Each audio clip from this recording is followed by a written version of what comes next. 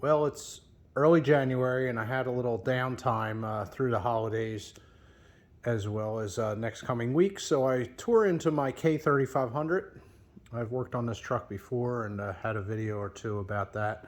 But I have it in the shop, and I had some leaks at the front differential, at the seals, as well as at the actual center carriage housing.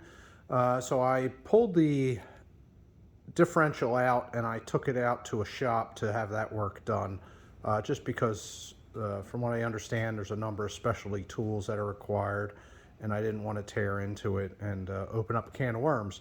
But while that's in the shop, I decided to go ahead and do some front end work, everything from upper control arm components here.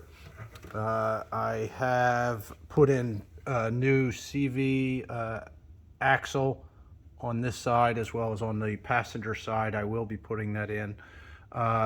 With the upper control arm, obviously, the ball joint at the top, and I did the lower ball joint as well. Drilled that out and put in new components there, new bushings in the sway bar and new sway bar links. All this is just loosely installed now, as from what I understand, it's best to do the final tightening of it when it's actually on the ground and there's weight, normal load on the suspension.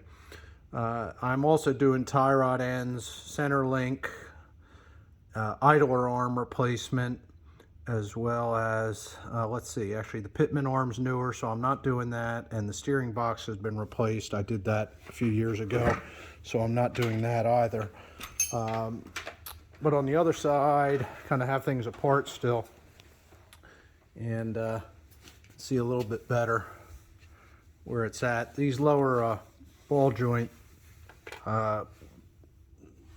projects are a little bit of fun, where you have to drill out the old and then bolt in the new.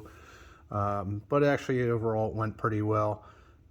And again, I have the new upper control arm in, and got to get this one back together hopefully tomorrow night.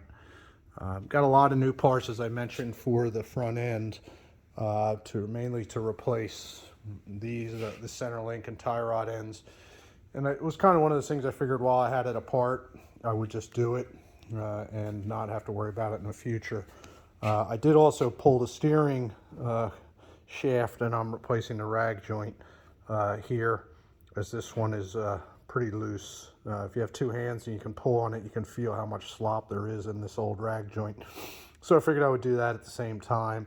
And here's the other CV axle for the passenger side. So good project for these cold months here, cold weeks I should say. I'm in Pennsylvania and it's about 15 degrees here now, I think. So just closing up for the night. Got my fire going still, so I'm gonna actually sit and warm up in front of the fire and have a nice beer and enjoy the evening for a bit. Hope you enjoyed this, and I'll do a final once it's back together and let you know how it runs.